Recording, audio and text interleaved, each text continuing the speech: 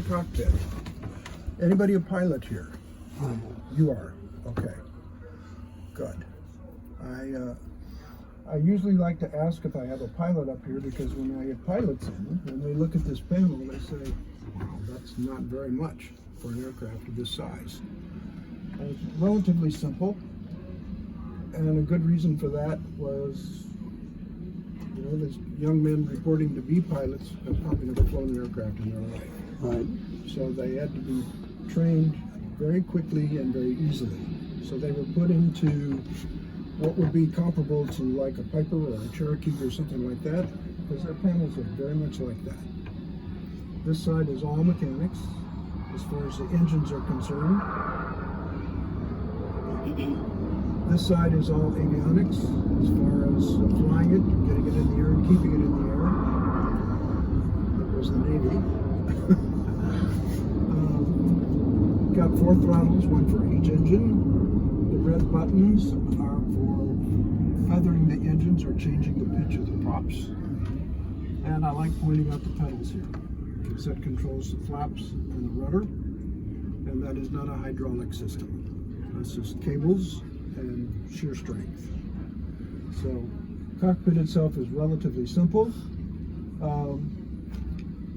Remember I told you we had a crew of 10, so we've already got 5 of those guys. You got your bombardier navigator up front in the nose, you got a pilot, co-pilot, and in that corner would have been a flight engineer.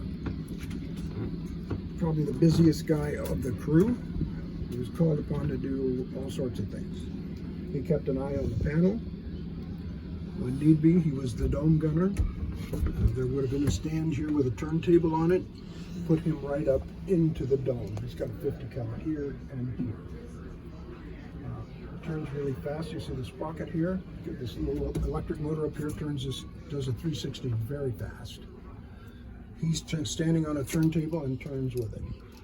So, a lot of additional equipment, but we don't have the room to put it here because obviously you see we bring a lot of people up here.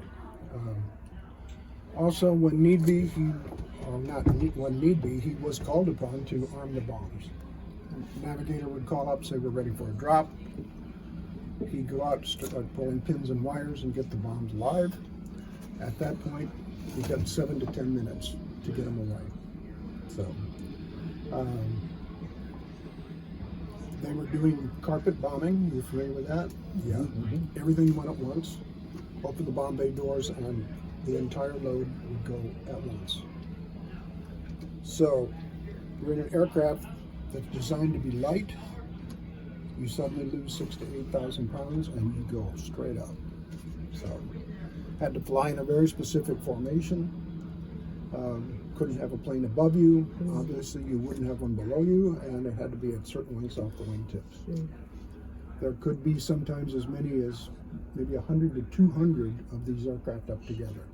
So, yeah, very careful. Okay, I'm going to step out onto the catwalk here. I'll have you follow me through. First of all, have you any questions about the bomb bay or the bombs? No? Okay. All right. Be really careful coming through. We're going to go back to the radio room and we'll spend a few minutes back there.